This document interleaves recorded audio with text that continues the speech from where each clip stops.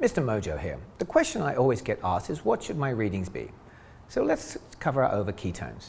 Generally, your ketones should be between 0.5 and 3.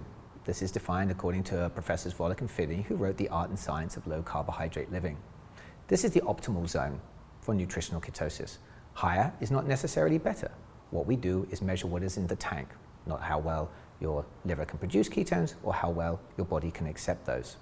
Now, generally, we see in intermittent fasting or fasting that we might see higher levels of ketones than 3. This is definitely the therapeutic zone.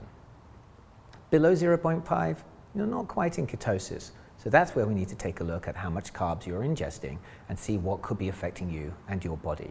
Now, with glucose, generally we should be somewhere in the morning, round about 80s or 90s, somewhere in that region is a good state to be in for your glucose. After you've eaten, you don't want to see a spike of more than 30 milligrams per deciliter, which is about 1.7 millimoles. Fasted glucose measurements can be below 83, it may be into the 70s, and for some people, if they're on extended fast, you might even see them into the 60s. Obviously, that is why measuring with a meter, you work out your bio-individuality.